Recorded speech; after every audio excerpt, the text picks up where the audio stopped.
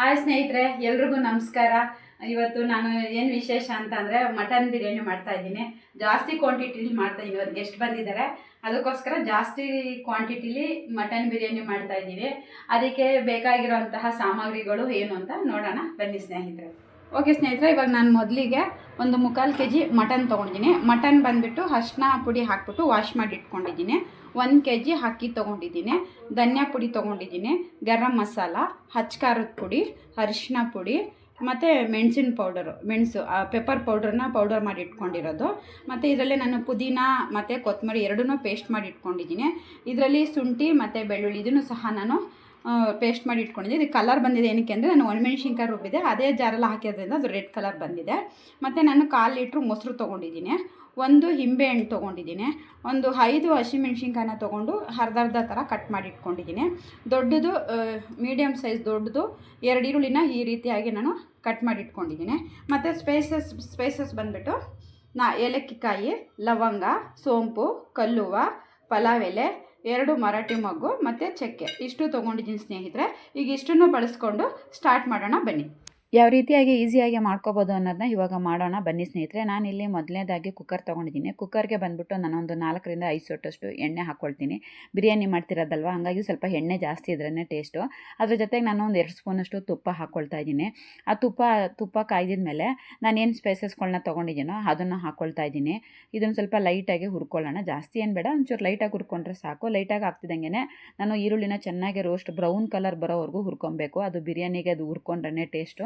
ಅದ್ರ ಜೊತೆಲಿ ಹಸಿಮೆಣ್ಸಿನ್ಕಾಯಿ ಸಹ ನಾನು ಹಾಕ್ಕೊಳ್ತೀನಿ. ಯಾಕಂದರೆ ಈರುಳ್ಳಿನ ಬಂದುಬಿಟ್ಟು ಚೆನ್ನಾಗಿ ಹುರಿದ್ರೇ ಬಿರಿಯಾನಿಗೆ ಒಂಥರ ಅದು ರುಚಿ. ಈಗ ಅದು ಸ್ವಲ್ಪ ರೋಸ್ಟ್ ಆಗಿದ್ದ ಕೂಡಲೇ ನಾನಿಲ್ಲಿ ಅರಿಶಿನ ಪುಡಿ ಹಾಕ್ಕೊಳ್ತಾ ಇದ್ದೀನಿ. 1 ಸ್ಪೂನಷ್ಟು ಅರಿಶಿನ ಪುಡಿ ಹಾಕ್ಕೊಳ್ತೀನಿ.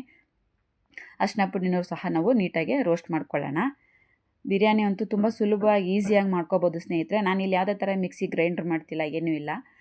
ನೋಡಿ, ಒಂದು ಕೊತ್ತಂಬರಿ, ಪುದೀನ ಮತ್ತು ಶುಂಠಿ ಅನ್ನೋದನ್ನ ಬಿಟ್ಟರೆ ಯಾವುದನ್ನು ಸಹ ನಾನು ಪೇಸ್ಟೇ ಮಾಡ್ಕೊಂಡಿಲ್ಲ, ಮಿಕ್ಸಿನೇ ಬಳಸ್ಕೊಂಡಿಲ್ಲ. ಈ ರೀತಿಯಾಗಿ ನಾವು ಈಸಿಯಾಗೇ ಬಿರಿಯಾನಿನ ಮಾಡ್ಕೊಬೋದು. ಮತ್ತು ನಾನು ಏನು ರುಬ್ಬಿಟ್ಕೊಂಡಿದ್ದೀನಲ್ವ ಶುಂಠಿ ಬೆಳ್ಳುಳ್ಳಿ ಪೇಸ್ಟು, ಅದನ್ನೊಂದು 3 ಸ್ಪೂನ್ ಹಾಕ್ಕೊಳ್ತಾ ಇದ್ದೀನಿ. 3 ಸ್ಪೂನ್ ಹಾಕ್ಬಿಟ್ಟು ಅದು ಹಸಿ ವಾಸನೆ ಹೋಗೋವರೆಗೂ ಚೆನ್ನಾಗಿ ಹುರ್ಕೊಂಬಿಡ್ಬೇಕು.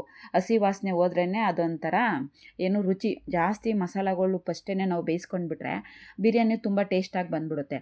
ಶುಂಠಿ ಬೆಳ್ಳುಳ್ಳಿ ಪೇಸ್ಟು ವಾಸನೆ ಹೋಗಿದೆ, ಹಸಿ ವಾಸನೆ ಹೋಗಿದೆ. ಅದು ಹೋಗಿರೋದಕ್ಕೆ ನಾನೇನು ಮಾಂಸ ತೊಳೆದಿಟ್ಕೊಂಡಿದ್ದೀನೋ ಆ ಮಾಂಸನ ಹಾಕ್ಕೊಂಡು ಚೆನ್ನಾಗಿ ಹುರ್ಕೊಳ್ಳೋಣ. ಓಕೆ, ಇವಾಗ ಇದು ಫುಲ್ಲೆಲ್ಲ ಚೆನ್ನಾಗೆ ರೋಸ್ಟ್ ಆಗಿದೆ. ಈ ರೋಸ್ಟ್ ಆಗಿರೋದಕ್ಕೆ ನಾನು ಇವಾಗ ಏನು ಮಾಡ್ತೀನಿ ಅಂದರೆ ಸ್ವಲ್ಪ ಉಪ್ಪು ಹಾಕ್ಕೊಳ್ತೀನಿ. ಸ್ವಲ್ಪ ಉಪ್ಪು ಹಾಕ್ಕೊಂಡು ಮಿಕ್ಸ್ ಮಾಡಿಬಿಟ್ಟು ಇದಕ್ಕೆ ಒಂದು ಅರ್ಧ ಗ್ಲಾಸಷ್ಟು ನೀರು ಹಾಕ್ಬಿಟ್ಟು 2 ವಿಸಲ್ ಹೊಡೆಸ್ಕೊಳ್ತೀನಿ. ಅರ್ಧ ಗ್ಲಾಸ್ ಹಾಕಿದ್ರೆ ಸಾಕು ನೀರು, ಯಾಕಂದರೆ ಅದು ಮಟನ್ನು ಉಪ್ಪು ಇಟ್ಕೊಂಡು ಬೇಯಬೇಕು. ಅದಕ್ಕೋಸ್ಕರ ಒಂದು ಅರ್ಧ ಗ್ಲಾಸ್ ನೀರು ಹಾಕ್ಬಿಟ್ಟು ಮಿಕ್ಸ್ ಮಾಡಿಬಿಟ್ಟು ನಾನು ಇದನ್ನು ಒಂದು 2 ವಿಸಲು ಕೂಗಿಸ್ಕೊಂಡ್ಬಿಡ್ತೀನಿ. ಫಸ್ಟೇ ಮಟನ್ನ ಕುದಿ ಬರ್ತಿದೆ. ಈಗ ಇದನ್ನು ಕ್ಲೋಸ್ ಮಾಡಿ 2 ವಿಸಲ್ಲು ಮಾಡ್ಕೊಳ್ಳೋಣ. ನೋಡೋಣ ಏನಾಗಿದೆ ಅಂತ. ನಾವು ಇವಾಗಲೇ ಮಟನ್ನ ಯಾವ ರೀತಿ ಬೆಂದಿದೆ ಅಂತ ಚೆಕ್ ಮಾಡ್ಕೊಂಬಿಡೋಣ. ಮಟನ್ ಇವಾಗ ಬೆಂದಿದೆ, ಯಾಕಂದರೆ ನಾವು ಈಗಲೇ ಚೆಕ್ ಮಾಡ್ಕೊಂಡ್ಬಿಟ್ರೆ ಬೆಂದಿಲ್ಲ ಅಂದರೆ ನಾವು ಇನ್ನೂ ಒಂದ್ಸಲಿ ವಿಸಲ್ ಹಾಕ್ಕೊಂಡು ಕೂಗಿಸ್ಕೊಬೋದು. ನಾನೇನು ರುಬ್ಬಿಟ್ಕೊಂಡಿದ್ದೀನೋ ಅದನ್ನು ಸಹ ಇವಾಗ ಇದಕ್ಕೆ ಹಾಕ್ಕೊಳ್ತಾ ಇದ್ದೀನಿ. ಮಿಕ್ಸ್ ಮಾಡಿಕೊಂಡು ಇದು ಚೆನ್ನಾಗೇ ಬೇಯಬೇಕು. ಪುದೀನ ಕೊತ್ತಂಬರಿ ಎಣ್ಣೆ ಬಿಡೋವರೆಗೂ ಬೇಯಿಸ್ಕೊಳ್ತೀನಿ. ನೋಡಿ, ನಾನು ಏನು ಪುದೀನ ಕೊತ್ತಂಬರಿ ರುಬ್ಬಿರೋದು ಹಾಕ್ಕೊಂಡಿದ್ನೋ ಅದು ಚೆನ್ನಾಗಿ ಬೆಂದು ನೋಡಿ ಎಣ್ಣೆ ಬಿಟ್ಕೊಂಡಿದೆ. ಈ ಎಣ್ಣೆ ಬಿಟ್ಕೊಂಡಿರೋಕ್ಕೆ ನಾನು ಒಂದು 1.5 ಸ್ಪೂನಷ್ಟು ಧನಿಯಾ ಪುಡಿ ಹಾಕ್ಕೊಳ್ತೀನಿ. ನೆಕ್ಸ್ಟು 1 ಸ್ಪೂನು ಏನು ನಾನು ಮೆಣಸಿನ ಪೌಡರ್ ಇದೆಯೋ 1 ಸ್ಪೂನ್ ಫುಲ್ಲು ಮೆಣಸಿನ ಪುಡಿ ಹಾಕ್ಕೊಳ್ತೀನಿ. ಗರಂ ಮಸಾಲೆ ಬಂದುಬಿಟ್ಟು ನಾನು ಅದು 1.5 ಸ್ಪೂನ್ ಹಾಕ್ಕೊಳ್ತೀನಿ. ಖಾರದ ಪುಡಿ ನಾನು ಮೆಣಸಿನ ಪುಡಿ 1 ಸ್ಪೂನ್ ಹಾಕ್ಕೊಂಡಿರೋದ್ರಿಂದ ಹಂಗಾಗಿ ಹಸಿಮೆಣ್ಸಿನ್ಕಾಯಿ ಎಲ್ಲ ಹಾಕಿದ್ದೀವಿ, ಅದಕ್ಕೋಸ್ಕರ ಖಾರದ ಪುಡಿ ಬಂದುಬಿಟ್ಟು ಬರೀ ಅರ್ಧ ಸ್ಪೂನ್ ಮಾತ್ರ ಹಾಕ್ಕೊಳ್ಳೋದು. ಎಲ್ಲ ಮಿಕ್ಸ್ ಮಾಡ್ಕೊಳ್ಳೋಣ.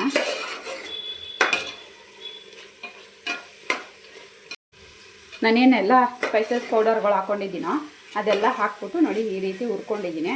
ಇದೆಲ್ಲ ಹುರಿದಿದೆ, ಇನ್ನೇನು ಎಣ್ಣೆ ಬಿಡೋ ಸ್ಟೇಜಲ್ಲಿದೆ. ಆ ಟೈಮಲ್ಲಿ ನಾನೇನು ಮಾಡ್ತೀನಿ ಅಂದರೆ ನಾನೇನು ಮೊಸರು ತೊಗೊಂಡಿದ್ದೀನೋ ಆ ಮೊಸರು ಹಾಕ್ಕೊಳ್ತೀನಿ. ಆ ಮೊಸರನ್ನು ಹಾಕ್ಕೊಂಡು ಮಿಕ್ಸ್ ಮಾಡ್ಕೊಳ್ತೀನಿ ಎಲ್ಲನೂ.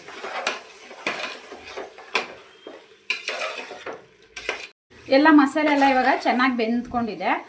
ಮಟನ್ನು ಎಲ್ಲವೂ ಸಹ ಚೆನ್ನಾಗಿ ಫೈನಾಗೆ ಬೆಂದಿದೆ. ಇವಾಗ ನಾನು ನೀರು ಹಾಕ್ಕೊಳ್ತೀನಿ. ನಾನಿಲ್ಲಿ 3 ಗ್ಲಾಸ್ ಅಕ್ಕಿ ತೊಗೊಂಡಿದ್ದೀನಿ, ಅದಕ್ಕೋಸ್ಕರ ನಾನು 5 ಗ್ಲಾಸ್ ಅಷ್ಟು ನೀರು ಹಾಕ್ಕೊಳ್ತಾ ಇದ್ದೀನಿ.